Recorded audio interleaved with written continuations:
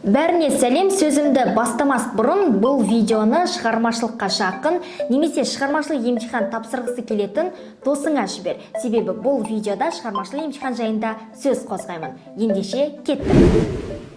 Шығармашылық мамандықтарға журналистика, дене шынықтыру пәнінің мұғалімі, дизайнер, дінтану және теология, сәулет өнері сынды маман иелері жатады. Шығармашылық бағыты үшін ұбт-да тек қана 2 пән тапсырасыз. Олар Қазақстан тарихы және оқу сауаттылығы.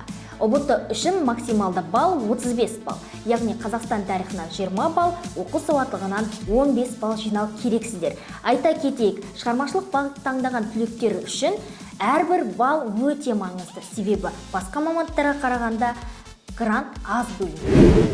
Құрметті достар, егер ұбт-да 5 пән тапсырып шығармашылыққа ауысқыңыз келсе, онда алаңдаудың қажеті жоқ. Себебі 5 пәннің 2-ін таңдап шығармашылық тапсыра аласыз. ұбт аяқталған соң өзің таңдаған университетке барып шығармашылық емтихан тапсырасың. Мысалға, журналистика мамандығы. Емтихан 2 кезеңнен тұрады.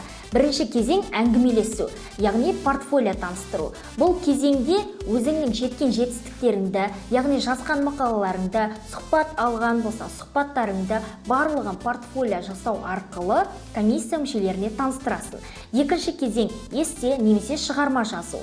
Өзіңнің таңдаған университетіне барып, белгілі бір уақытта, белгілі бір тақырыпқа эссе немесе шығарма жазасың. Осылайша 2 емтиханнан 45-45 балдан 90 балл жинау керексің.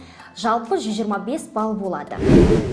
Шығармашылық емтиханға өтініштерді қабылдау 20 маусым мен 7 шілде аралығында, ал емтихан 8 шілде мен 15 шілде аралығында өтеді. Тағы бір айта кететін жайт, бұл бағытты таңдаған талапкерлер тек бір ғана университет, бір ғана мамандық таңдай алады.